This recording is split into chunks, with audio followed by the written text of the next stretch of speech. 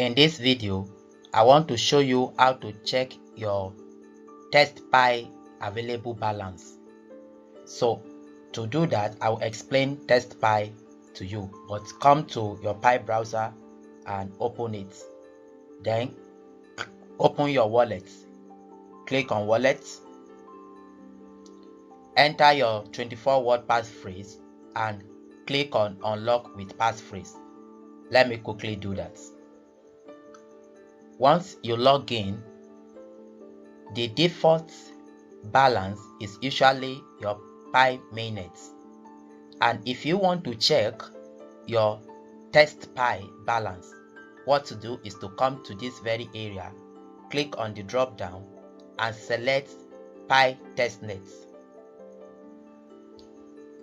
Yes, this is the Pi testnet, and you can see my available balance here. But remember that the test Pi is not real Pi that you have mined through the Pi app. The test Pi is solely for the purpose of testing transaction on the Pi testnet. So which means what you are seeing on the screen is not real Pi. But however, you can use it to test transaction. For example, those of you who have not migrated, if you want to test how transaction actually occur, you can use your test Pi to test how the transaction is done.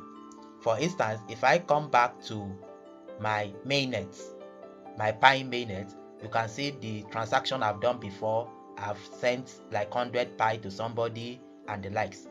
So, but if you have not migrated, but you want to test how this transaction actually happens, just come to your Pi testnets. So here you'll be able to see your available balance of your test Pi, which you can use to test the transactions.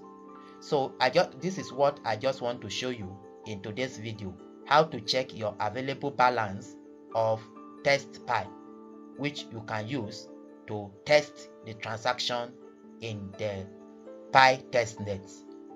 Thank you for watching.